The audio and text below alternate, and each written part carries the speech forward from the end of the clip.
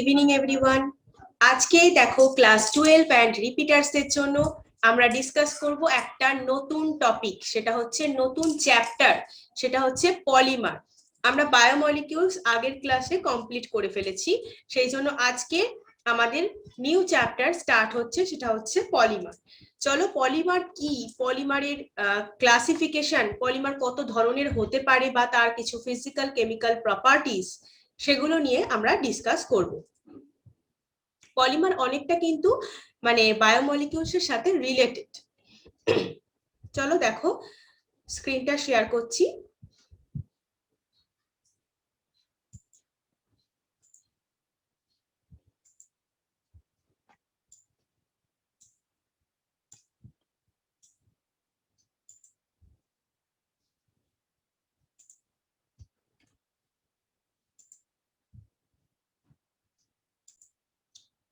চলো দেখো, তাহলে পলিমার্স আমরা ডিসকাস করব আজকে।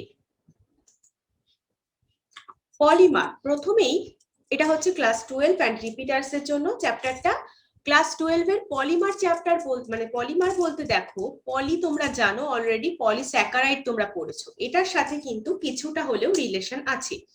পলিস্যাকারাইড যেমন অনেকগুলো মনোস্যাকারাইড ইউনিট নিয়ে তৈরি হয়, পলিমারও সেরকম অনেকগুলো স্মল রিপিটিং ইউনিট নিয়েই তৈরি হয়। ঠিক আছে, যেটা হচ্ছে যাকে বলে মোনোমার। আমরা যেমন মনোস্যাকারাইড পড়েছি, সেরকম মোনোমার অনেকগুলো মোনোমার নিয়ে কিন্তু একটা পলিমার তৈরি হয়। ঠিক আছে, তাহলে মনোস্যাকারাইড ইউনিট নিয়ে কিন্তু মনোস্যাকারাইড ইউনিট নিয়ে যেমন পলিস্যাকারাইড তৈরি হয়, সেরকমই মোনোমার নিয়ে পলিমার তৈরি হয়। পলি মানে হচ্ছে তোমরা জানো অনেক, মেনি, আর মার্স, MER, মার্স শব্দটা হচ্ছে, এই দুটো শব্দই গ্রিক ওয়ার্ড, যেটার মানে হচ্ছে ইউনিট বা পার্ট বা ইউনিট। তাহলে মেনি পার্টস বা ইউনিট নিয়ে তৈরি হয়েছে পলিমার। এই যে রিপিটিং ইউনিটস গুলো, এগুলোকেই বলে মোনোমার। এটা আমরা আরো ডিটেলসে পড়বো। চলো ফার্স্ট পড়ে নিই যে অবজেক্টিভস গুলো কি কি। এখান থেকে কিন্তু আমরা মোনোমার, পলিমার, পলিমারাইজেশন, এদের ইম্পর্টেন্সটা কি, এইগুলো কিন্তু এক্সপ্লেন করতে পারবো।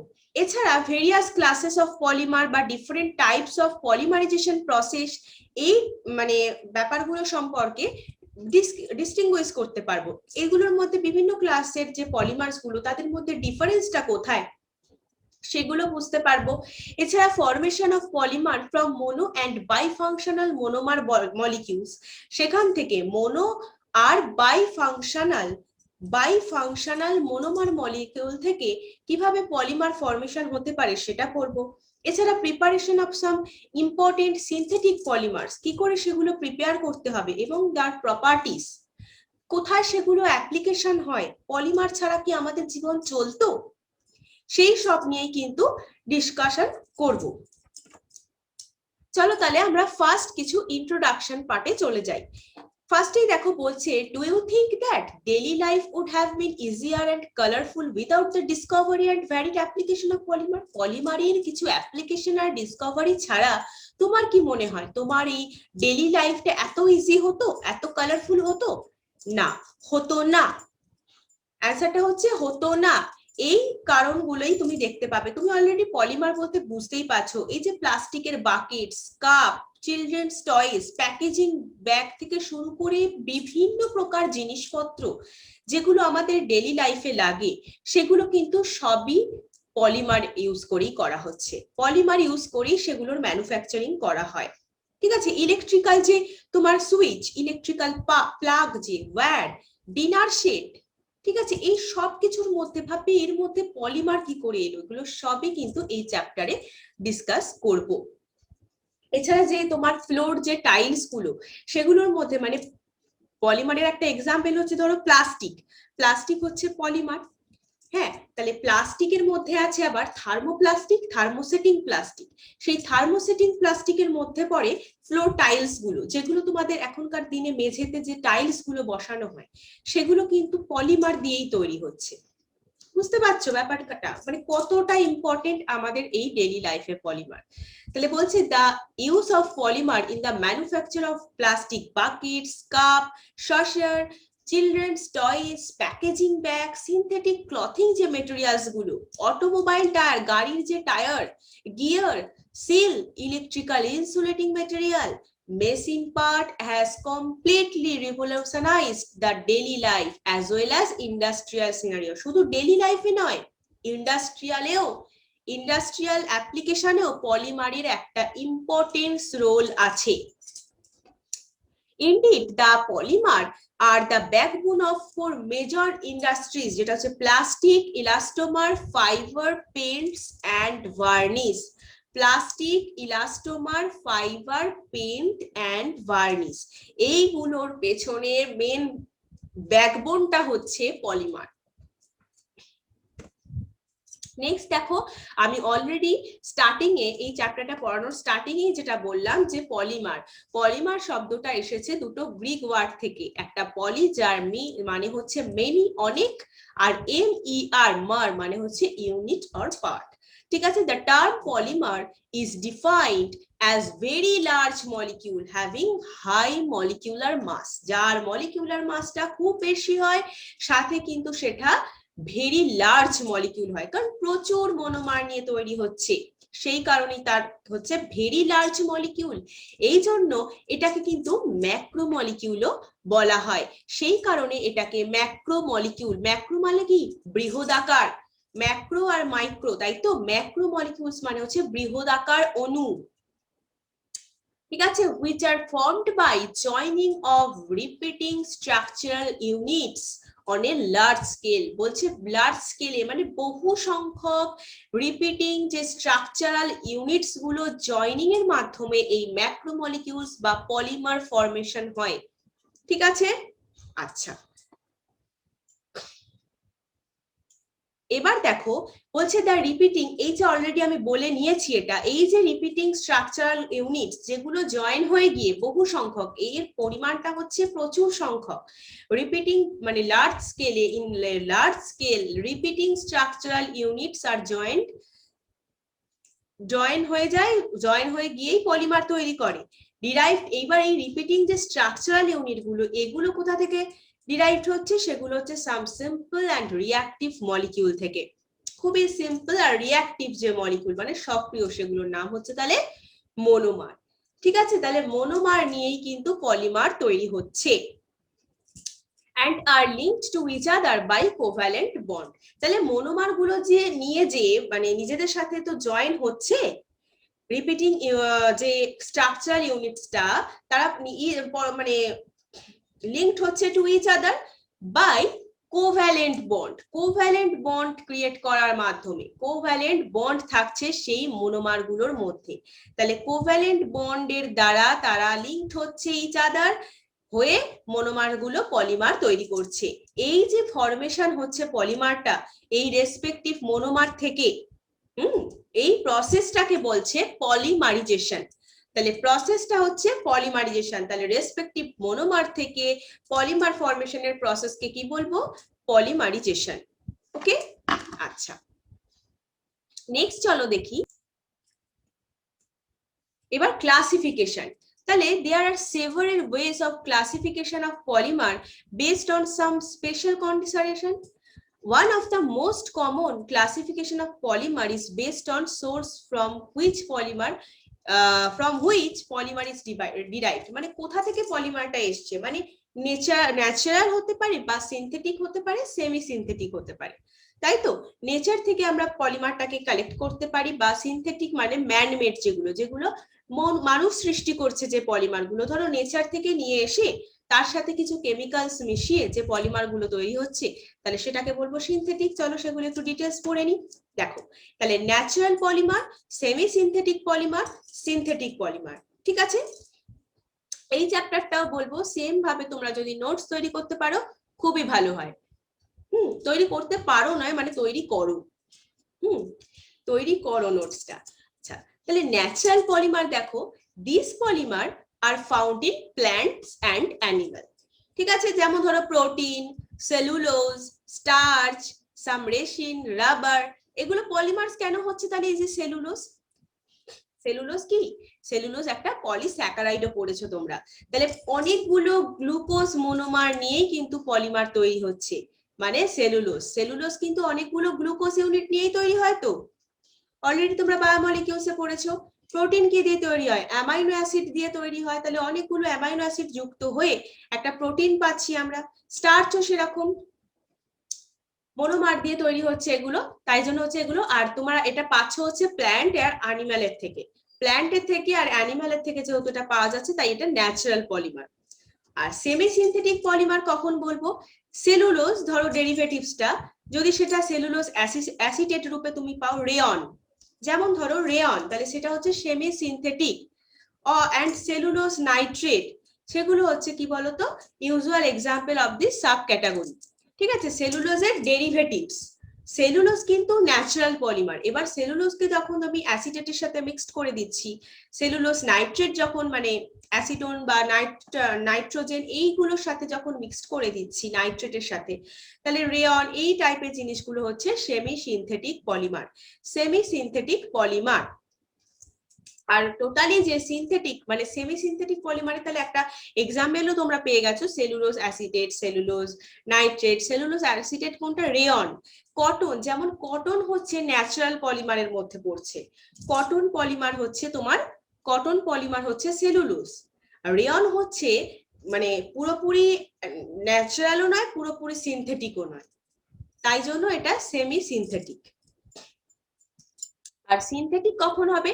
A variety of synthetic polymer as plastic, synthetic fiber, ধরো পলিথিন, পলি প্লাস ইথিন, মানে ইথিন মলিকিউলস যদি অনেকগুলো যুক্ত হয় তখন তাহলে পলিথিন পাই আমরা, সেটা হচ্ছে একটা প্লাস্টিকের এক্সাম্পল। ঠিক আছে, প্লাস্টিকের মধ্যেও আবার আছে থার্মোপ্লাস্টিক, থার্মোসেটিং প্লাস্টিক, এটা হচ্ছে তোমার থার্মোপ্লাস্টিকের মধ্যে পড়ে। পলিথিন থার্মোপ্লাস্টিকের মধ্যে পড়ে, কারণ আমি এটা তোমাদের এক্সট্রা একটু বলছি, মানে জেনে রাখাটা উচিত যে প্লাস্টিক তোমার তাহলে পলিথিন ধরো example, poly plus ethene, die in, তাহলে ইথিন,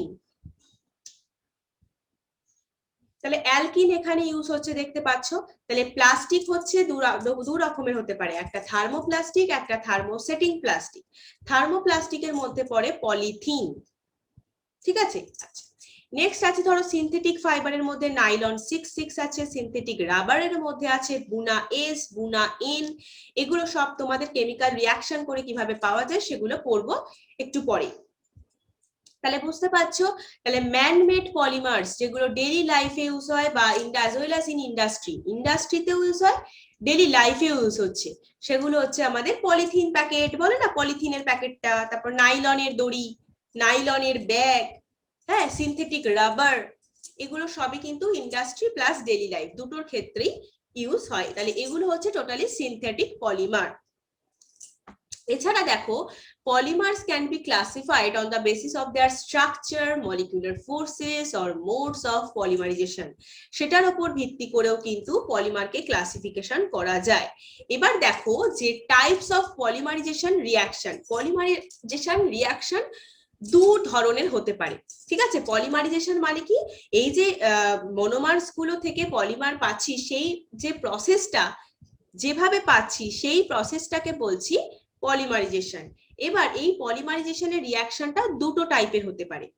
এক নম্বর হচ্ছে addition or chain growth polymerization. তাহলে এক নম্বর হচ্ছে addition or chain growth polymerization, আর দু নম্বর হচ্ছে condensation or step growth polymerization. মানে বুঝতেই পারছো চেইন ওয়াইজ গ্রোথ হবে, আর আরেকটা পলিমারাইজেশন যেটা কনডেনসেশন বা স্টেপ ওয়াইজ গ্রোথ হবে। চেইন গ্রোথে কি হয়? অ্যাডিশন হয়, স্টেপ গ্রোথে কনডেন্সড হয়। ঠিক আছে, তাহলে দুটো পেলাম, একটা addition or chain growth polymerization, একটা condensation or step growth polymerization. এবার আলাদা আলাদা করে দুটো সম্পর্কে পড়বো। Addition polymerization or chain growth polymerization বলতে কি বোঝায়? In this type of polymerization, মানে addition or chain growth এর ক্ষেত্রে molecules of the same monomer or different monomer add together on a large scale to form polymer. তাহলে বহু সংখ্যক, large scale মানে হচ্ছে বহু সংখ্যক সেম মোনোমার, মোনোমারটা সেম হতে হবে, মানে দুটো গ্লুকোজ ইউনিটও হতে পারে, আবার গ্লুকোজ ফ্রুক্টোজও হতে পারে, ঠিক আছে? তাহলে সেম মোনোমার, আমি জাস্ট এক্সাম্পল থ্রু বলছি তোমাকে, ঠিক আছে? তাহলে সেম মোনোমার অথবা ডিফারেন্ট মোনোমার অ্যাড হয়ে গিয়ে টুগেদার তাহলে তৈরি করে এই পলিমারটা। এই টাইপের রিয়াকশন হলে তাকে বলবো পলিমারাইজেশন। মোনোমার ইউজড হয়, এই যে এখানে যে মোনোমার গুলো ইউজ হয় সেগুলো হচ্ছে আনস্যাচুরেটেড কম্পাউন্ড, মানে অসম্পৃক্ত যৌগ, যেগুলো স্যাচুরেটেড নয়, আনস্যাচুরেটেড কম্পাউন্ড। তার মধ্যে তাহলে কি পড়বে? তার মধ্যে পড়ছে অ্যালকিন, অ্যালকাডাইইন বা তাদের ডেরিভেটিভস গুলো। অ্যালকিন একটু আগেই যেটা বলছিলাম, ইথিন মলিকিউলস গুলো, ইথিন এটা হচ্ছে একটা অ্যালকিন। তাহলে ইথিন মলিকিউলস গুলো তার মানে কি, কোন রিয়াকশন করে? অ্যাডিশন পলিমারাইজেশন বা চেইন গ্রোথ পলিমারাইজেশন রিয়াকশন করে, ঠিক আছে? আচ্ছা, this mode of polymerisation leads to an increase in chain length. এর ফলে কি হয়? চেনের লেন্থটা ইনক্রিজ করে, তাই তো? কারণ বলছে যে চেন গ্রোথ পলিমারাইজেশন, তুমি নাম দেখেই তুমি মনে রাখতে পারবে যে চেনের লেন্থ ইনক্রিজ করে এই পলিমারাইজেশনে, আর চেন গ্রোথও হয়। Take place through the formation of either free radical or ionic species. তার মানে ফ্রি রেডিক্যালস মানে হচ্ছে মুক্ত মূলক, ফ্রি রেডিক্যালস মানে হচ্ছে মুক্ত মূলক। তাহলে ফ্রি রেডিকেল বা কিছু আয়নীয় কিছু পদার্থ, আর কি আয়নীয় স্পিসিস বলতে পদার্থ বলতে পারো। তাহলে free radicals or ionic species ফরমেশনের মাধ্যমে চেন গ্রোথ হতে থাকে। হাউএভার, মানে free radicals governed addition or chain growth polymerization is the most common mode, ঠিক আছে? আচ্ছা,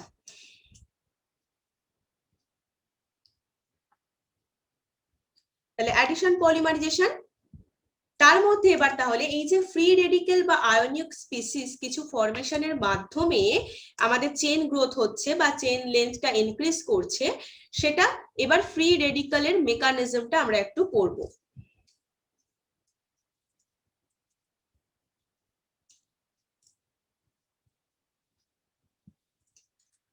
এর মধ্যে আছে ফ্রি রেডিক্যাল মেকানিজম বলতে ভ্যারাইটি অফ অ্যালকিন, অলরেডি আগেই পড়েছি, যেটা variety of alkene or diene and their derivatives আর polymerized in the presence of a free radical. মানে হচ্ছে যেটা মানে আমাদের রিয়াকশনটাকে স্টার্ট করছে বা মানে রিয়াকশনের গতিটা বৃদ্ধি করতে সাহায্য করছে, মানে রিয়াকশনটাকে ফাস্ট করে দিতে সাহায্য করছে। ফ্রি রেডিক্যালস বলতে কোনগুলো? হয়তো মনে হচ্ছে তোমার ফ্রি রেডিক্যালস কোনটা? এই যে ধরো ক্যাটালিস্ট হিসেবে যেগুলো কাজ করে, ইনিশিয়েটার বলতে পারো, একটা রিয়াকশনের ইনিশিয়েটার, রিয়াকশনটাকে স্টার্ট করছে। Benzoyl peroxide, acetyl peroxide, tert butyl peroxide, এগুলো সবই হচ্ছে তোমার ফ্রি রেডিক্যাল জেনারেটিং ইনিশিয়েটার বা ক্যাটালিস্ট বলতে পারো। Benzoyl peroxide, acetyl peroxide, tert butyl peroxide etcetera. তাহলে এই যে তাহলে কোনগুলো পলিমারাইজড হবে এদের দ্বারা? Alkene or diene and their derivatives গুলো পলিমারাইজড হচ্ছে এদের প্রেজেন্সে, এই ফ্রি রেডিক্যালস গুলোর। তাহলে ফ্রি রেডিক্যাল ফরমেশন হচ্ছে, ফর এক্সাম্পল দেখো এতক্ষণ যেটা বলছিলাম ওই ইথিনের কথা, polymerisation of ethene to polythene, ethene থেকে পলিথিন তৈরি হচ্ছে, consist of heating or exposing to light a mixture of ethene with a small amount of benzoyl peroxide initiator। কি বলছে? ইথিনের সাথে স্মল অ্যামাউন্টে খুব কম পরিমাণে বেনজোইল পারঅক্সাইড যে প্রারম্ভিক পদার্থ, ইনিশিয়েটর মানে কি প্রারম্ভিক পদার্থ, তাহলে ইথিনের সাথে স্মল অ্যামাউন্ট অফ বেনজোইল পারঅক্সাইডের মিশ্রণকে যদি আমি তাপ বা মানে heating or exposing to light বা লাইটের সংস্পর্শে আনি, তাপ অথবা আলোর সংস্পর্শে আনি, তাহলে ইথিন থেকে ওই বেনজোইল পারঅক্সাইড ইনিশিয়েটরের প্রেজেন্সে পলিথিন তৈরি হয়, পলিমারাইজেশন হলো। তাহলে এখানে কি হলো? অ্যাডিশন পলিমারাইজেশন হলো, কারণ ফ্রি রেডিক্যালের ফরমেশন হচ্ছে এখানে, ফ্রি রেডিক্যাল এখানে ইনিশিয়েটর হিসেবে বসে আছে। দ্য প্রসেস স্টার্ট হচ্ছে with the addition of phenyl free radical. Phenyl একটা ফ্রি রেডিক্যালস যেটা ফর্মড হচ্ছে পারঅক্সাইড থেকে, পারঅক্সাইড দ্বারা free radicals, phenyl free radical formation to the double ethene double bond, ethene double bond, ঠিক আছে। Process start with the addition of phenyl free radical যেটা formed হচ্ছে by peroxide to the ethene double বন্ডের সাথে, ethene double বন্ডের সাথে addition হচ্ছে, addition হয়ে জেনারেট করছে একটা new larger free radical. This step is called chain initiating step. তাহলে এই স্টেপটাকে কি বলবো? চেন ইনিশিয়েটিং স্টেপ, ঠিক আছে। তাহলে আমরা কি বললাম যে ইথিন থেকে পলিথিন তৈরি হবে। এবার আমরা করছি ফ্রি রেডিক্যালের মেকানিজম বা আমরা বলতে পারো অ্যাডিশন পলিমারাইজেশনের মেকানিজমটা পড়ছি কিভাবে হচ্ছে। তাহলে বেনজয়েল পারঅক্সাইড ইনিশিয়েটরের উপস্থিতিতে সাথে ইথিনের মিক্সচারকে যদি আলো বা তাপের সংস্পর্শে আনি, heating or exposing to a light, তাহলে পলিথিন উৎপন্ন হয় ইথিন থেকে পলিমারাইজেশনে। আর রিঅ্যাকশনটা স্টার্ট হচ্ছে তোমার ইথিন ডবল বন্ডের, ইথিনের ডবল বন্ডের ফিনাইল ফ্রি রেডিক্যালের অ্যাডিশন, মানে ফিনাইল ফ্রি রেডিক্যাল ফর্মেশন হচ্ছে। তাই তো কি বলেছিলাম যে এই দিস টাইপ অফ পলিমারাইজেশনে কি হয় না, ফ্রি রেডিক্যাল আর আয়নিক স্পিসিস ফর্মেশনের মাধ্যমে কিন্তু হয় এটা। তাহলে এখানে কি হচ্ছে, ফিনাইল ফ্রি রেডিক্যাল ফর্মেশন হচ্ছে পারঅক্সাইডের দ্বারা, পারঅক্সাইডের দ্বারা, ঠিক আছে।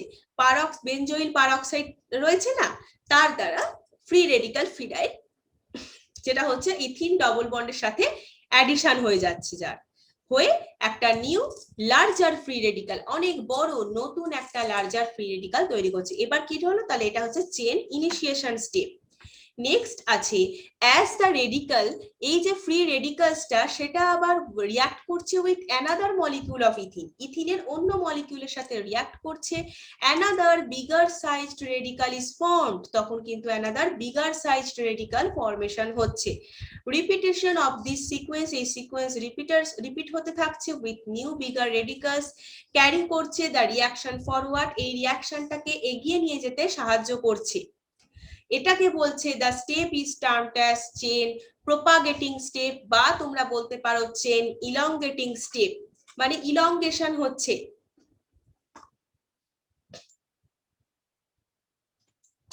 ঠিক আছে। তাহলে রেডিক্যালস গুলো রিঅ্যাক্ট করছে, যে ফ্রি রেডিক্যালস ফর্মেশন হলো ইথিনের ডবল বন্ডের সাথে যেগুলো যুক্ত হয়ে একটা নতুন লার্জ ফ্রি রেডিক্যালস দিল, নতুন লার্জ ফ্রি রেডিক্যালস দিল, সেগুলো কিন্তু রিঅ্যাক্ট করছে ইথিনের অ্যানাদার মলিকিউলের সাথে, তাহলে another bigger sized radical formed হচ্ছে। এই সিকোয়েন্সটা নিউ বা বিগার রেডিক্যালের, এই যে সিকোয়েন্সটা নিউ বা বিগার রেডিক্যালে ক্যারি করছে, রিঅ্যাকশনটাকে ফরওয়ার্ড করে নিয়ে যেতে, মানে রিঅ্যাকশনটাকে এগিয়ে নিয়ে যেতে সাহায্য করছে। আলটিমেটলি এট সাম স্টেজ, কি একটা নির্দিষ্ট স্টেজ আছে, স্টেপ আছে, যেখানে প্রোডাক্ট রেডিক্যাল ফর্মড হচ্ছে রিঅ্যাক্ট করে আনাদার রেডিক্যালের সাথে টু ফর্ম দ্য পলিমারাইজড প্রোডাক্ট। এইভাবে হতে হতে কি হচ্ছে, একটা পলিমারাইজড প্রোডাক্ট কিন্তু তৈরি হচ্ছে একটা নির্দিষ্ট স্টেপে গিয়ে। দেখো এখানে রিঅ্যাকশনটা দিয়েছে চেন ইনিশিয়েশন স্টেপ, এখানে দেখো বেনজোইল পারঅক্সাইড, পারঅক্সাইডের দ্বারা কি ফর্মেশন হচ্ছে, ফিনাইল ফ্রি রেডিক্যাল ফর্মেশন হচ্ছে। তাই তো পড়লাম আগের এটাই দেখে নাও যে process starts with the addition of phenyl free radical formed by the peroxide to ethene double bond।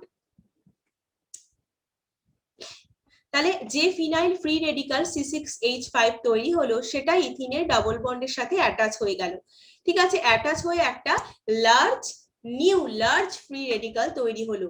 দেখো নিউ লার্জ ফ্রি রেডিক্যাল তৈরি হচ্ছে না, এই যে একদম লাস্টের যে অ্যারো দিয়ে লেখা আছে C6H5 CH2 CH2, তাই তো CH2 আবার কিন্তু একটা ইথিনের আর একটা মলিকিউলের সাথে যুক্ত হয়ে গেল।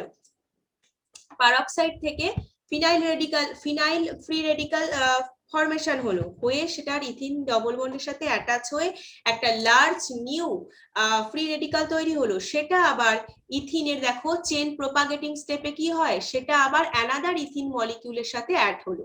দেখো C6H5 CH2 CH2 তো ফর্মেশন লাস্ট অবধি হলো চেন ইনিশিয়েশনে, চেন ইলংগেশন বা চেন প্রপাগেটিং স্টেপে কি হলো না, অ্যানাদার ইথিন মলিকিউলের সাথে যুক্ত হয়ে সে একটা বিগার সাইজড রেডিক্যাল তৈরি করে নিল। এইভাবে রিঅ্যাকশনটাকে সে এগিয়ে নিয়ে যেতে থাকছে, এই যে একটা রিঅ্যাকশন শুরু হয়েছে, ঠিক আছে। এইভাবে কিন্তু রিঅ্যাকশনটাকে সে এগিয়ে নিয়ে যেতে থাকছে। এবার টার্মিনেটিং স্টেপে তাহলে কি হলো, একটা নির্দিষ্ট স্টেপে একটা প্রোডাক্ট পলিমারাইজড প্রোডাক্ট ফর্ম হলো, দেখো ইথিনের সাথে যেহেতু যুক্ত হয়েছে তাই এখানে পলিথিন, তাহলে তাপ আর আলোর সংস্পর্শে কিন্তু এটা হচ্ছে। ইথিনের সাথে বেনজয়েল পারঅক্সাইড রিঅ্যাকশন মিক্সচারের জন্য, মিক্সচারকে যদি হিট বা এক্সপোজ করি লাইটে, তাহলে চেন টার্মিনেটিং স্টেপে কি হচ্ছে দেখো, তাহলে এই যে ফ্রি রেডিকালস গুলো কম্বাইন হয়ে যাচ্ছে ডিফারেন্ট ওয়েতে এরা কম্বাইন হয়ে যাচ্ছে, হয়ে পলিথিন তৈরি করছে, ঠিক আছে।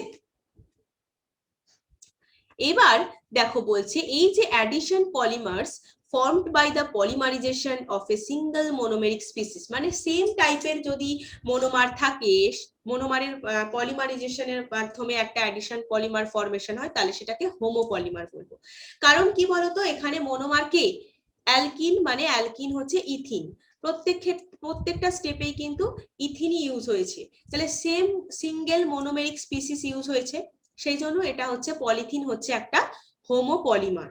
এবার যদি ধরো polymers made by addition polymerization from two different monomers, তাহলে সেটা কোপলিমার হবে। যদি ডিফারেন্ট মোনোমার দিয়ে যদি পলিমার তৈরি হয়, তাহলে সেম মনোমার দিয়ে তৈরি হলে, যেহেতু ইথিন অনলি সিঙ্গেল মোনোমেরিক স্পিসিস দিয়ে পলিমারাইজেশন হয়ে অ্যাডিশন পলিমার হয়েছে, তাই জন্য হোমোপলিমার, মানে পলিথিন তাহলে হোমোপলিমার হচ্ছে।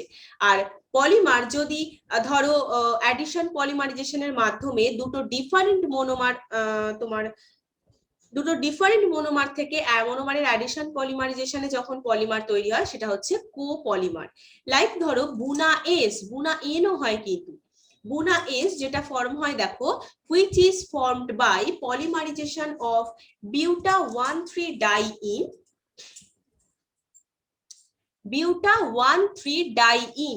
দেখতে পাচ্ছ এগুলো কিন্তু টোটালি রিয়াকশন বলো যাই বলো, মানে তোমাকে কিন্তু খাতায় লিখে প্র্যাকটিস করতেই হচ্ছে। আর প্রত্যেকটা রিয়াকশন যত আছে আমি বলেইছিলাম, সেগুলো কিন্তু খাতায় নোট ডাউন করো, ঠিক আছে, নোটস তৈরি করো। তাহলে বুনা এস হচ্ছে কিভাবে কিসের পলিমারাইজেশন করব, ডিফারেন্ট মনোমার হবে, ফার্স্টেই মাথায় রাখবে যে বুনা এস কোপলিমারের এক্সাম্পল, তাহলে বুনা এস হোক বা এন হোক কোপলিমারের এক্সাম্পল। আর বুনা এস কি করে তৈরি করব, বিউটা 1,3-ডাইইন, নামগুলো তো মনে রাখো, আর স্টাইরিন, বিউটা 1,3-ডাইইন আর স্টাইরিন, এটার পলিমারাইজেশন হয়ে কি তৈরি করছে, বুনাএস, মানে বিউটাডাইন স্টাইরিন কোপলিমার তৈরি হচ্ছে, ঠিক আছে, যার নাম হচ্ছে বুনাএস। এবার সাম ইম্পর্টেন্ট অ্যাডিশন পলিমারের এক্সাম্পল পড়বো, এক্সাম্পল লাইক ধরো প্রথমেই বললাম অ্যাডিশন পলিমারে হোমোপলিমারের মধ্যে পড়ছে পলিথিন, এটা লিনিয়ার হয়, slightly branched long chain molecules হয়, তাহলে চেন গ্রোথ পলিমারাইজেশন রিঅ্যাকশনের ফলেই তো এটা উৎপন্ন হয়, তাহলে পলিথিন আমরা বলতে পারি long chain molecule, slightly branched long chain molecule, linear হয়। These are capable of repeatedly softening on heating and hardening on cooling, তাহলে একে যদি হিট দিই, তাপ দিই, তাহলে সফট হয়ে যায়, আর কুল করে একদম যদি ঠান্ডা করে ফেলা হয়, তাহলে সেটা শক্ত হয়ে যায়, ঠিক আছে, রিপিটেড হতে থাকে এই প্রসেস। আর এটা হচ্ছে আর দাস থার্মোপ্লাস্টিক পলিমার। অলরেডি কিন্তু আমি তোমাদের প্লাস্টিক দু রকমের, বা প্লাস্টিক তো ওয়ান টাইপ অফ পলিমার, তাহলে সেই হিসেবে বলেছিলাম থার্মোপ্লাস্টিক পলিমার আছে, প্লাস্টিক আছে, থার্মোপ্লাস্টিক হয়, আর একটা তোমার থার্মোসেটিং, ঠিক আছে। তো সেটার মধ্যে তাহলে পলিথিন পড়ছে কিসের মধ্যে, থার্মোপ্লাস্টিক পলিমারের মধ্যে। এবার পলিথিন আবার দু ধরনের হতে পারে, একটা লো ডেনসিটি হতে পারে, একটা হাই ডেনসিটি পলিথিন হতে পারে, ঠিক আছে, পলিথিন তাহলে টু টাইপের হতে পারে।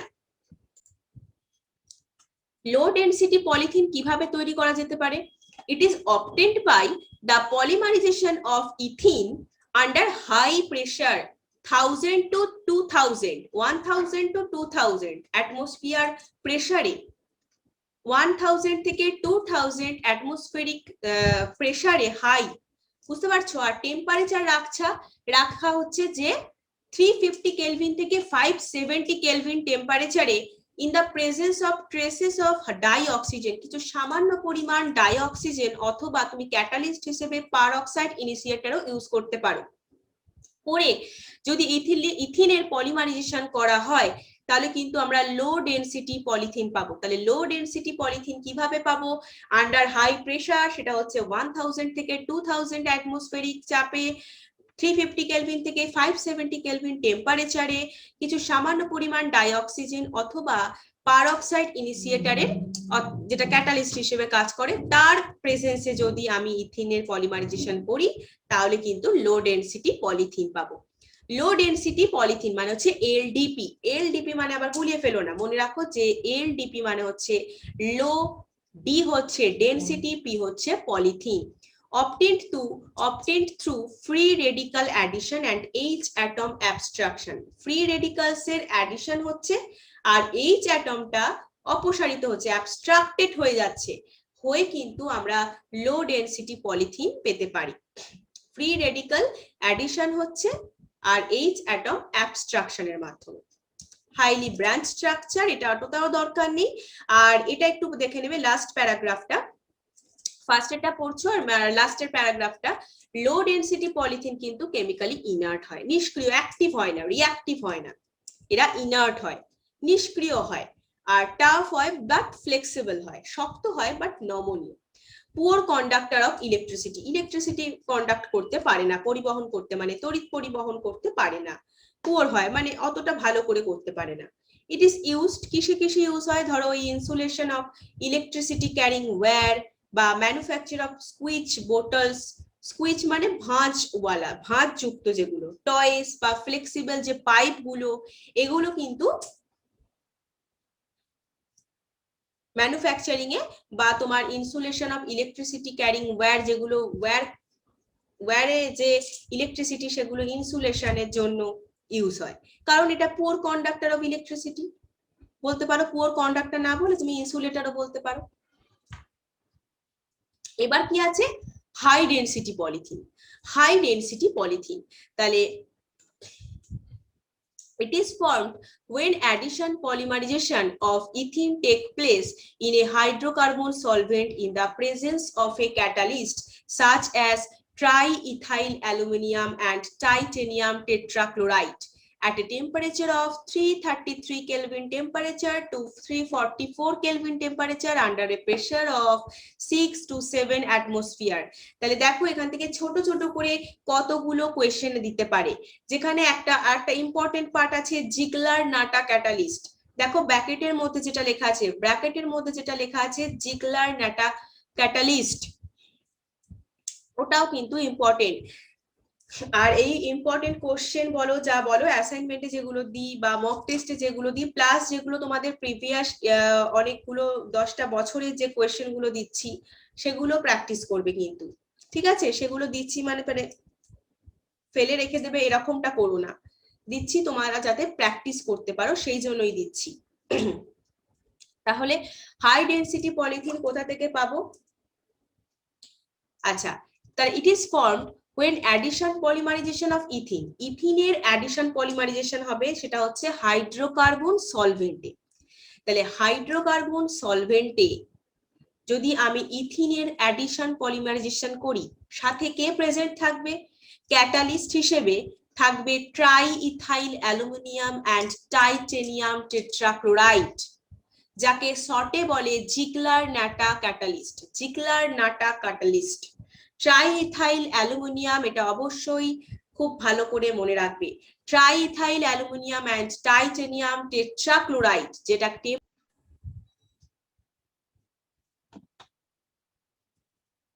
নেট কানেকশনের প্রবলেম হচ্ছে আবার, সেই জন্য ক্লাসটা প্রবলেম করছিল। চলো দাঁড়াও, আবার স্ক্রিনটা শেয়ার করি।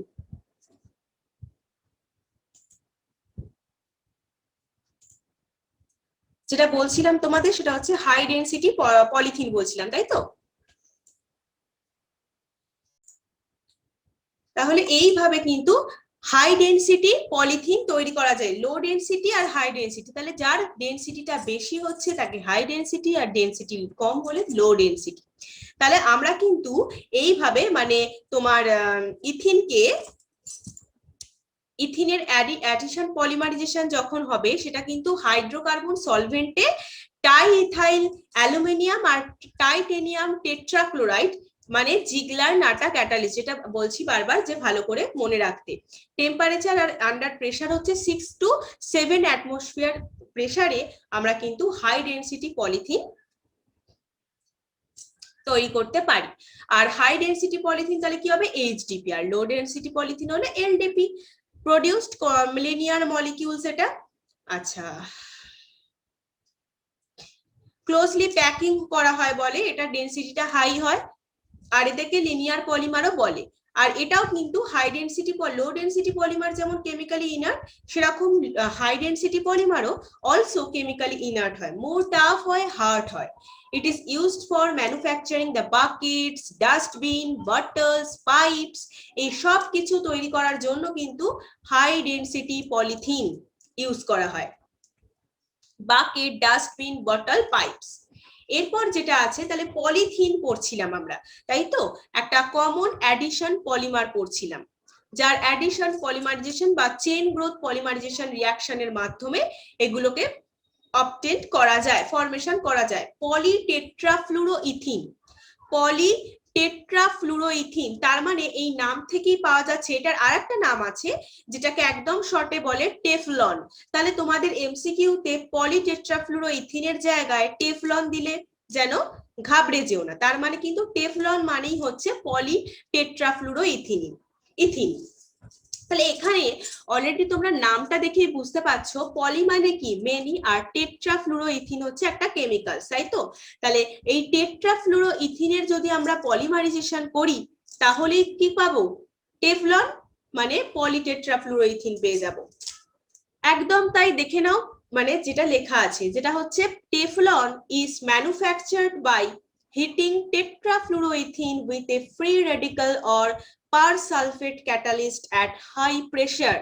তাহলে রিঅ্যাকশনটা শেখার মানে সময় হাই প্রেসার কিন্তু মাস্ট মনে রাখতে হচ্ছে। তাহলে হাই প্রেসারে যদি আমরা পারসালফেট ক্যাটালিস্ট বা ফ্রি রেডিক্যালের প্রেজেন্সে টেট্রাফ্লুরোইথিনকে হিট করি তাহলে কিন্তু টেফলন ম্যানুফ্যাকচারিং করতে পারবো। এটাও কেমিক্যালি ইনার্ট হয়। Resistant to attack by corrosive reagent মানে যেগুলো তোমার বিষাক্ত বা ক্ষয়প্রাপ্ত যে রিয়েজেন্ট গুলোর থেকে আক্রমণকে এরা রেজিস্ট করে মানে প্রতিহত করে, ঠিক আছে।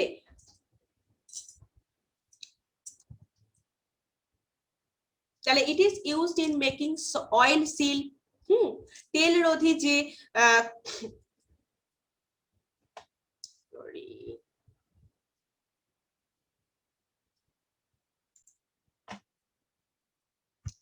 অয়েল সিল বা তাহলে এগুলো কিন্তু গ্যাসকেট বা also used for non stick surface coated বাসনপত্র, যেগুলো সেই ইউটেনসিল মানে কি বলতো, মানে যে বাসনপত্র আর কি, নন স্টিক সারফেস যেগুলো, নন স্টিক সারফেস কোট করা যে বাসনপত্রগুলো সেগুলো তৈরি করতে, গ্যাসকেট তৈরি করতে, অয়েল সিল তৈরি করতে কিন্তু টেফলন ইউজ হয়। টেফলন কিন্তু একটা ভেরি ইম্পর্টেন্ট পলিমার, টেফলন হচ্ছে একটা ভেরি ইম্পর্টেন্ট পলিমার, যেটা তাহলে টেট্রাফ্লুরোইথিনের ইথিনকে হাই প্রেসারে ক্যাটালিস্টের সাথে মিশিয়ে হিট করে তৈরি করা হচ্ছে, ঠিক আছে, টেফলন তৈরি করা হচ্ছে বা পলিটেট্রাফ্লুরোইথিন তৈরি করা হচ্ছে, যেগুলো কি বলতো ক্ষয়প্রাপ্ত কোনো রিয়েজেন্টের আক্রমণ থেকে নিজেদের প্রতিহত করে মানে রেজিস্ট করে, তারা ক্ষয়প্রাপ্ত রিয়েজেন্ট গুলো করোসিভ রিয়েজেন্ট গুলো অ্যাটাক করতে পারে না। নেক্সট আছে পলিঅ্যাক্রাইলোনাইট্রাইল। পলিঅ্যাক্রাইলোনাইট্রাইল মানে এখানে কি হয়, পলি বলতেই বুঝতে পারছো, আর অ্যাক্রাইলোনাইট্রাইল তার মানে কি অ্যাডিশন পলিমারাইজেশন অফ অ্যাক্রাইলোনাইট্রাইল কার প্রেজেন্সে, পারঅক্সাইড ক্যাটালিস্টের প্রেজেন্সে। আর পলিটেট্রাফ্লুরোইথিন কার প্রেজেন্সে ছিল, টেফলন পারসালফেট ক্যাটালিস্টের প্রেজেন্সে।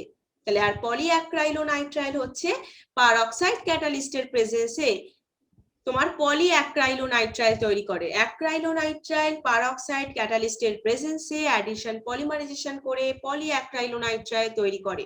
উলের সাবস্টিটিউটের হিসেবে ইউজ করা হয় মেকিং কমার্শিয়াল ফাইবার, ঠিক আছে, অ্যাক্রাইলান তৈরি করতে, কমার্শিয়াল যে ফাইবারস গুলো আর কি অ্যাক্রাইলান, হ্যাঁ, পলিঅ্যাক্রাইলোনাইট্রাইল কিন্তু ইউজ হয়, সেক্ষেত্রে উলের সাবস্টিটিউট হিসেবে বলতে পারো। উলের থেকে অনেক চিপার, মানে উল তো অনেক দাম বেশি না, কিন্তু পলিঅ্যাক্রাইলোনাইট্রাইলের দাম কম, কিন্তু উলের থেকে বেশি স্ট্রং বা তাদের কি বলবো ডিউরেবল, ওটা খুব ডিউরেবল হয়, খুব স্ট্রং, মানে শক্তপোক্ত হয়, মানে ছিঁড়ে যাওয়ার চান্সটা কম থাকে পলিঅ্যাক্রাইলোনাইট্রাইলের। নেক্সট তাহলে আমরা এতক্ষণ যেটা পড়ছিলাম মানে অ্যাডিশন পলিমারাইজেশন বা চেইন গ্রোথ পলিমারাইজেশন। নেক্সট পড়বো কি condensation polymerisation or step growth polymerisation. Condensation polymerisation or step growth polymerization. This type of polymerization generally involves a repetitive condensation reaction. Repetitive condensation reaction between two bifunctional or trifunctional monomeric units. তাহলে দুটো বাইফাংশনাল আর ট্রাইফাংশনাল মোনোমেরিক ইউনিটের মধ্যে repetitive condensation রিঅ্যাকশনের ফলে কিন্তু এই type of পলিমারাইজেশনটা involve থাকে। তাহলে দুটো বাইফাংশনাল অথবা ট্রাইফাংশনাল মোনোমেরিক ইউনিট।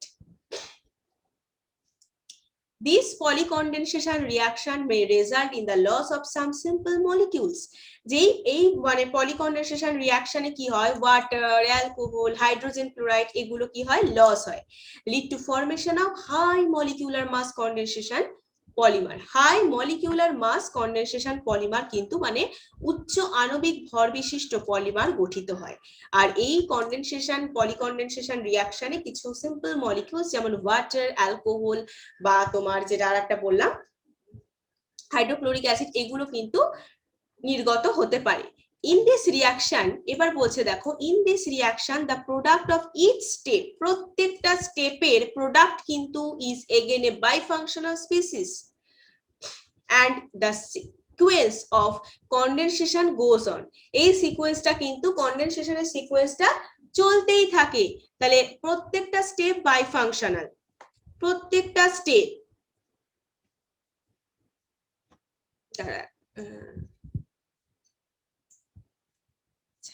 প্রত্যেকটা স্টেপের, হ্যাঁ ঠিকই পড়াচ্ছি তো, আমি ভাবছি ওই স্লাইডটা পড়ালাম।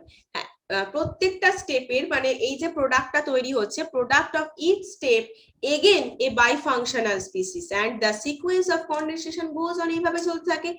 ইচ স্টেপ প্রডিউস করে ডিস্টিংক্ট ফাংশনালাইজড স্পিসিস, তাই জন্য তারা একে অপরের উপর ডিপেন্ডেন্ট হয় না, যেহেতু তাদের নিজস্ব একটা ফাংশনালাইজড আছে। ডিস্টিংক্ট প্রত্যেকটা স্টেপে, প্রত্যেকটা স্টেপ এক একটা যে স্পিসিস তৈরি করে বাইফাংশনাল হয় আর ডিস্টিংক্ট আলাদা আলাদা ফাংশন যুক্ত হয়। তারা প্রত্যেকটা স্টেপে যে প্রোডাক্ট গুলো তৈরি হচ্ছে সেগুলো কিন্তু ডিস্টিংক্ট ফাংশনালাইজড স্পিসিস, সেই কারণে একে অপরের উপর ডিপেন্ড করে না, is independent of each other. এই প্রসেসটাকে বলে স্টেপ গ্রোথ পলিমারাইজেশন। এই জন্যকেই এটাকে বলছে স্টেপ গ্রোথ, কারণ প্রত্যেকটা step is again a bifunctional species, ঠিক আছে। আর প্রত্যেকটা স্টেপ প্রডিউস করে distinct functionalized species and is independent of each other। যেমন ধরো formation of terylene or dacron by the interaction of ethylene glycol and terephthalic acid। Ethylene glycol এই নামগুলো দেখো, তাহলে কতগুলো এতক্ষণ যতটা পড়লাম তাহলে তার মধ্যেই কতগুলো মানে ধরো রিঅ্যাকশন আমরা করে নিয়েছি। বিউটার 1,3-ডাইন, এইভাবে স্টাইরিনের রিঅ্যাকশনে কি তৈরি হচ্ছে, বুনা এস তৈরি হচ্ছে যেটা হচ্ছে একটা কোপলিমার, বা এখানেই ধরো যেটা পড়ছি ইথিলিন গ্লাইকল আর টেরিফথ্যালিক অ্যাসিড, এদের ইন্টারঅ্যাকশনে টেরিলিন তৈরি হচ্ছে। এগুলো কিন্তু খাতায় না লিখলে কি মনে থাকবে? থাকবে না। খাতায় লিখে প্র্যাকটিস করতে হবে, নোটস বানাতে হবে, তবেই কিন্তু এগুলো মনে থাকবে। এমসিকিউ তবেই কিন্তু অ্যাটেন্ড করতে পারবে। এই যে তোমাদের খুচখাচ এখনো এমসিকিউতে ভুল হচ্ছে, সেটা কিন্তু এই কারণেই ভুলটা হচ্ছে। একবার যদি তুমি খাতায় লিখে নাও না, তোমার কিন্তু মাথায় জিনিসটা থেকে যায়। তাহলে ইথিলিন গ্লাইকল আর টেরিফথ্যালিক অ্যাসিডের ইন্টারঅ্যাকশনে আমরা টেরিলিন প্রিপেয়ার করতে পারছি। এটা কিন্তু স্টেপ গ্রোথ পলিমারাইজেশনের এক্সাম্পল বললাম। এবার এখানেও সাম ইম্পর্টেন্ট কন্ডেনসেশন পলিমার আছে। কিছু ইম্পর্টেন্ট আমরা অ্যাডিশন পলিমারের কথা বললাম, পলিথিন, তাই তো। পলিথিন কি? পলিথিন একটা অ্যাডিশন পলিমার। তার মধ্যেই দেখো কন্ডেনসেশন পলিমারের মধ্যে আছে polyamides. Polyamides, this polymer processing amide linkage, amide লিঙ্কেজের মাধ্যমে কিন্তু যুক্ত হয়ে থাকে। এটা কিন্তু সিনথেটিক ফাইবারের একটা এক্সাম্পল, ইম্পর্টেন্ট এক্সাম্পল, আর যাকে বলে nylon. General method of preparation consists of condensation polymerization of diamines with dicarboxylic acid অথবা condensation of amino acid or their lactam। তাহলে ডাইঅ্যামিনের সাথে ডাইকার্বক্সিলিক অ্যাসিডের পলিমারাইজেশন হলে বা মানে কন্ডেনসেশন পলিমারাইজেশনের ফলে কিন্তু আমরা নাইলন পেতে পারি। তাহলে পলিঅ্যামাইডস আর টার্মড অ্যাজ নাইলন। তাহলে নাইলন কি? পলিঅ্যামাইড, যাদের পলিমার গুলো অ্যামাইড লিঙ্কেজের মাধ্যমে যুক্ত থাকে, যা মানে পলিমারের মধ্যে মনোমার গুলো আর কি অ্যামাইড লিঙ্কেজের মাধ্যমে যুক্ত হয়ে পলিমার তৈরি করে, তার মানে পলিমার প্রসেসিং অ্যামাইড লিঙ্কেজ। আর ইম্পর্টেন্ট এক্সাম্পল হচ্ছে সিনথেটিক ফাইবার। তাহলে একটা সিনথেটিক ফাইবারের এক্সাম্পল তোমাকে 4টে পয়েন্টস দিয়ে দিলে তুমি কি লিখতে পারবে? নাইলন, তার মধ্যে থাকলে নাইলন কারেক্ট অ্যান্সার। এবার নাইলন সম্পর্কে একটু পড়ি। 1 নম্বরে আছে নাইলন 6,6, আর একটা আছে অনলি নাইলন 6। তাহলে নাইলন 6,6 আছে, যেটা প্রিপেয়ার করা হয় পলিমারাইজেশন, কন্ডেনসেশন পলিমারাইজেশন। আগের গুলোতে আমরা কি পড়ছিলাম? আগের গুলোতে পড়ছিলাম হচ্ছে অ্যাডিশনাল পলিমারাইজেশন করব। আগের যেগুলো আমরা তোমার অ্যাডিশন পলিমারের এক্সাম্পলে পড়েছিলাম, পলিথিন বলো বা পলিটেট্রাফ্লুরোইথিন বলো বা পলিঅ্যাক্রাইলোনাইট্রাইল যেটা পড়লাম, সেগুলো কি হচ্ছিল না প্রত্যেকটার ক্ষেত্রে অ্যাডিশনাল পলিমারাইজেশন হচ্ছিল, অ্যাডিশন পলিমারাইজেশন হচ্ছিল। আর এইগুলো যা পড়বো প্রত্যেকটা হবে কি? কন্ডেনসেশন পলিমারাইজেশন হবে। তাহলে হেক্সামিথিলিন ডাইঅ্যামিন, হেক্সামিথাইলিন ডাইঅ্যামিনের সাথে অ্যাডিপিক অ্যাসিড, তাহলে ডাইঅ্যামিনের সাথে ডাইকার্বক্সিলিক অ্যাসিড বলেছে, তাই জন্য তাহলে অ্যাডিপিক অ্যাসিড হচ্ছে একটা ডাইকার্বক্সিলিক অ্যাসিড, ঠিক আছে? সেই জন্য বলছে মিথাইলিন ডাইঅ্যামিনের সাথে অ্যাডিপিক অ্যাসিডের কন্ডেনসেশন পলিমারাইজেশনে আমরা কিন্তু নাইলন 6,6 পাবো। সেখানে under high pressure high temperature, যেখানে দেখো রিঅ্যাকশনটা লেখা আছে 553 কেলভিন টেম্পারেচার, ঠিক আছে? তাহলে হাই প্রেসার হাই টেম্পারেচারের আন্ডারে যদি হেক্সামিথিলিন ডাইঅ্যামিনের সাথে অ্যাডিপিক অ্যাসিডের কন্ডেনসেশন পলিমারাইজেশন করানো হয়, তাহলে নাইলন 6,6 পাওয়া যায়। এটা হচ্ছে fibre forming solid, high tensile strength রয়েছে, ঠিক আছে? strong intermolecular forces attributed to like hydrogen bonding এর মতো, হ্যাঁ এটার ক্যারেক্টারিস্টিকে রয়েছে। আর দিস স্ট্রং ফোর্স মানে hydrogen bond lead to close packing of চেনের ক্লোজ প্যাকিং এ হেল্প করে, ইম্পার্ট করে ক্রিস্টালাইন নেচার। আর নাইলন 6,6 কিসে ইউজ হয়? Making sheet, bristle for brushes, ব্রাশের যে উপরের অংশটায় ঝুড়ি ঝুড়ি মতো থাকে না, যেটা দিয়ে আমরা ব্রাশটা করছি, সেটা তৈরি করতে সেগুলো কিন্তু নাইলন 6,6 ইউজ করেই তৈরি করা হয়, ঠিক আছে? দেখো তাহলে কত তোমার যা যা পড়লাম এতক্ষণে, যার মানে যে কোনো যে পলিমার্স গুলো নাম পড়লাম বা তাদের ইউজ পড়লাম, প্রত্যেকটাই দেখতে পাচ্ছ তো, প্রত্যেকটাই কিন্তু ডেইলি লাইফে বা ইন্ডাস্ট্রিয়াল পারপাসে ইউজ হয়, তাই তো? তাহলে প্রত্যেকটাই কিন্তু ডেইলি লাইফ বা ইন্ডাস্ট্রিয়াল পারপাসে ইউজ হয়। যেরকম তুমি এখনো পড়ছো যে নাইলন 6,6, তোমার সিটস যেগুলো বা bristle for brushes in textile industry, সবেতেই কিন্তু নাইলন 6,6 হেল্পফুল, ইউজ করেই তৈরি করা হয়। আর শুধু নাইলন 6 যেটা আছে সেটা দেখো হিটিং ক্যাপ্রোল্যাকটাম উইথ ওয়াটার। ক্যাপ্রোল্যাকটাম বললাম না যে কন্ডেনসেশন অফ ডাইঅ্যামিন আর ডাইকার্বক্সিলিক অ্যাসিডের পলিমারাইজেশনও হতে পারে, আবার কিছু ডাইঅ্যামিনের তোমার অ্যামাইনো অ্যাসিডের বা তাদের ল্যাকটামের সাথে মিক্স করেও হতে পারে। সেরকমই নাইলন 6 যেটা, সেটাও পলিঅ্যামাইড একটা, সেটাও পলিঅ্যামাইড। নাইলন 6,6 পলিমাইড আর নাইলন 6 ও পলিঅ্যামাইড। যেটা হচ্ছে ক্যাপ্রোল্যাকটামের সাথে ওয়াটার মিশিয়ে হিট করলে হাই টেম্পারেচার মানে 533 টু 543 কেলভিনে ক্যাপ্রোল্যাকটামকে যদি হিট করি ওয়াটারের সাথে, তাহলে কিন্তু নাইলন 6 পাবো, নাইলন 6 পাবো। এটা ইউজ হচ্ছে টায়ার কট, ফেব্রিক, রোপস মানে দড়ি তৈরি করতে, ঠিক আছে? টায়ার কট তৈরি করতে, ফেব্রিকের কাজে সবই নাইলন 6 ইউজ হয়। নেক্সট যেটা আছে তোমাদের সেটা হচ্ছে পলিএস্টার। পলিএস্টার আছে, দেখো পলিএস্টার কি কাজে ইউজ হয় বা পলিএস্টারটা কি? there are polycondensation products of carboxylic acids and diol. তাহলে ডাইকার্বক্সিলিক অ্যাসিড আর ডাইঅল এটার পলিকন্ডেনসেশন প্রোডাক্ট হচ্ছে পলিয়েস্টার। যেমন হচ্ছে টেরিলিন, টেরিলিন হচ্ছে best known example of polyester. Best known example of polyester হচ্ছে টেরিলিন বা ড্যাক্রন, ঠিক আছে। আচ্ছা, it is manufactured by heating a mixture of ethylene glycol. Already কিন্তু এটা রিঅ্যাকশনটা আগেই পড়া হয়ে গেছে তোমাদের। ইথিলিন গ্লাইকল আর টেরিফথ্যালিক অ্যাসিড যদি 420 to 460 কেলভিন টেম্পারেচারে হিট করে হয় জিঙ্ক অ্যাসিটেট অ্যান্টিমনি ট্রাইঅক্সাইড ক্যাটালিস্টের প্রেজেন্সে। জিঙ্ক অ্যাসিটেট অ্যান্টিমনি ট্রাইঅক্সাইড মনে থাকবে, জিঙ্ক অ্যাসিটেট অ্যান্টিমনি ট্রাইঅক্সাইড, এইভাবে মনে থাকবে না, রিড করবে, ক্লাসটা করবে, তারপর রিড করবে, আবার পিডিএফটা যেটা দেবো প্লাস তোমাকে কি করতে হবে, খাতায় নোট ডাউন করতে হবে। তাহলে জিঙ্ক অ্যাসিটেট অ্যান্টিমনি ট্রাইঅক্সাইডের প্রেজেন্সে, মানে আমি এই কথা একটা মানে পার্ট ধরো এতবার বলছি যে জিঙ্ক অ্যাসিটেট অ্যান্টিমনি ট্রাইঅক্সাইড, এটাই আমার অনেকবার বলা হয়ে গেল যাতে তোমাদের মাথার মধ্যে একদম গেঁথে যায়। তাহলে এটার প্রেজেন্সে 420 থেকে 460 কেলভিন টেম্পারেচারে যদি ইথিলিন গ্লাইকল টেরিফথ্যালিক অ্যাসিডের মিক্সচারকে হিট করা হয় তাহলে এটা তৈরি করা যেতে পারে। ড্যাক্রন ফাইবার বা টেরিলিন ইউজ হয় ধরো ক্রিস রেজিস্ট্যান্ট হিসেবে, বা ক্রিস মানে ভাঁজ, ইউজড হয় blending with cotton, wool fibre, also glass reinforcing material, safety helmet তৈরি করতে, যে আমরা হেলমেট বাইক চালানোর সময়, তাহলে সেই হেলমেট তৈরিতে কিন্তু পলিয়েস্টার ব্যবহার করা হয়। যে মানে হেলমেট তৈরিটা পুরো হেলমেটটা না, হেলমেটের সামনে যে গ্লাস থাকে না, গ্লাস মেটেরিয়ালটা থাকে না, সেই গ্লাস কভারটা পুরো তৈরি করতে কিন্তু পলিয়েস্টার হেল্প করে। নেক্সট আছে phenol formaldehyde polymer. Phenol formaldehyde polymer আছে। ফেনল ফর্মালডিহাইড পলিমারের আরেকটা নাম হচ্ছে বেকলাইট বা রিলেটেড পলিমার। তাহলে এটা হচ্ছে oldest synthetic polymer.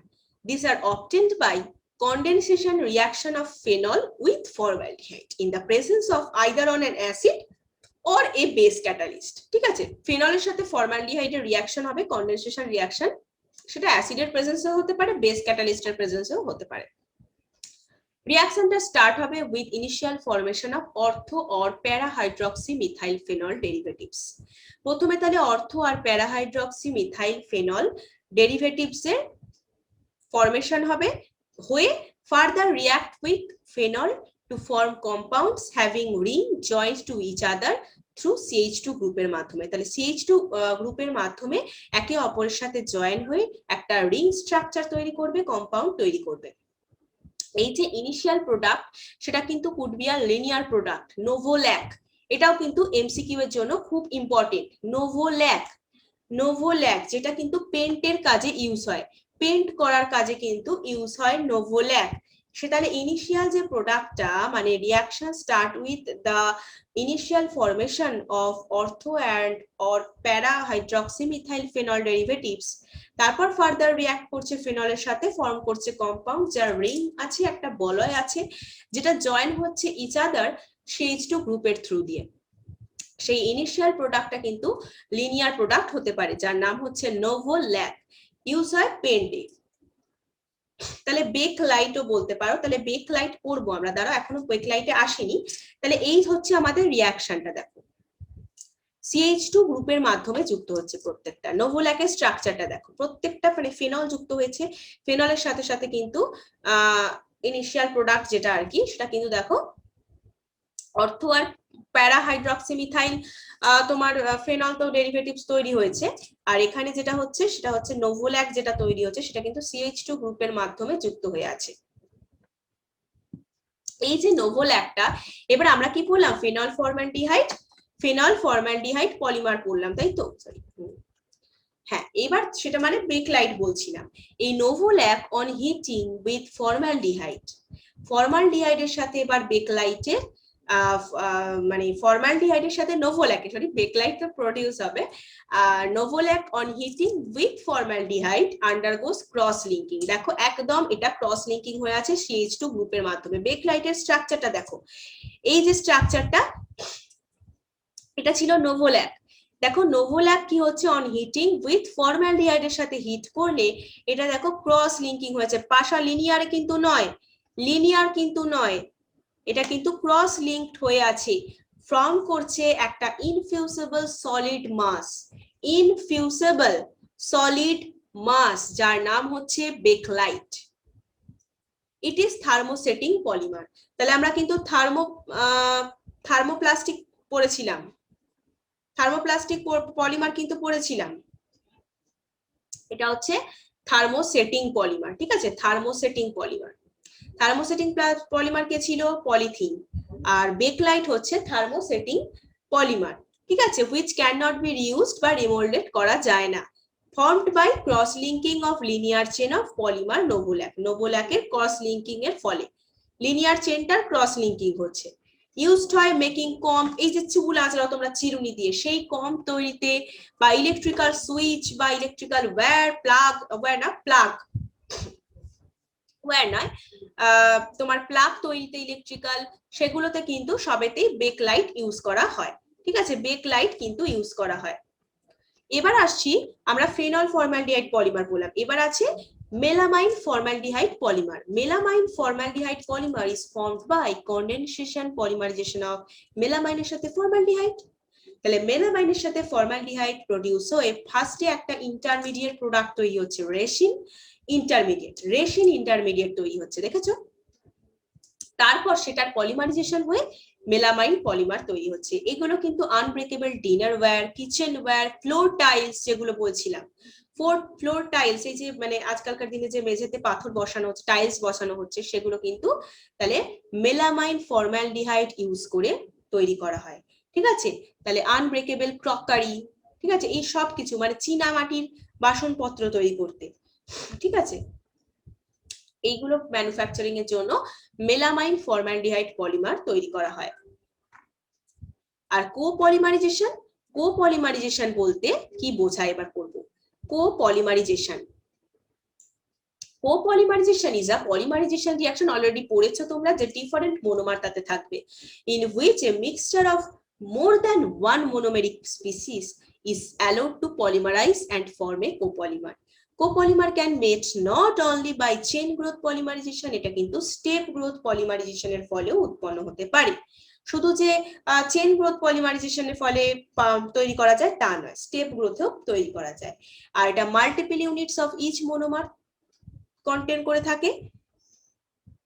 Example already আগেই পড়ে ফেলেছো, এই রিঅ্যাকশন অলরেডি আগে দেয়া আছে, কিন্তু কোপলিমারের বিউটা 1,3 ডাইন আর স্টাইরিন পলিমারাইজেশন হয়ে কোপলিমার ফরমেশন হয়, মোর দ্যান ওয়ান মোনোমেরিক অ্যাসিড। আর হোমোপলিমার হলে একটা সিঙ্গেল মোনোমেরিক স্পিসিস যদি রিঅ্যাকশন করে তাহলে কিন্তু সেটা নিয়ে কিন্তু পলিমারাইজেশন হলে সেটা হোমোপলিমার।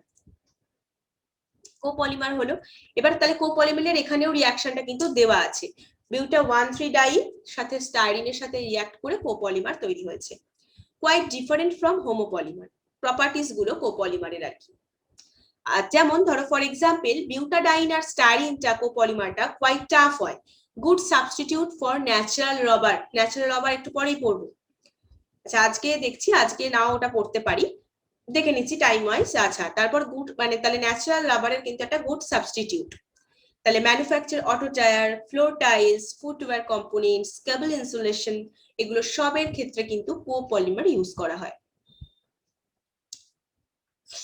আচ্ছা এরপরেই কিন্তু দেখো আমাদের রাবার চলে আসছে, এরপরেই কিন্তু রাবার চলে আসছে।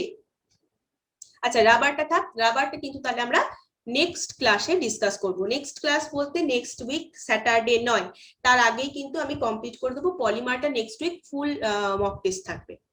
পলিমারটা পুরো চ্যাপ্টার মানে খুব ছোট চ্যাপ্টার, হ্যাঁ অনেকটাই ইজি বলতে পারো আদার্স চ্যাপ্টারের থেকে, আর খুবই ছোট একটা চ্যাপ্টার, তাই জন্য পলিমারের চ্যাপ্টারটা কিন্তু একদিনে ফুল টেস্টই থাকবে, ঠিক আছে। এটা আমি সম্ভবত মন্ডে আর টিউসডে করে এক্সট্রা ক্লাস করে দেবো, তারপরে তার আগেই তোমাদের ফুল পিডিএফটা আমি পাঠিয়ে দেবো।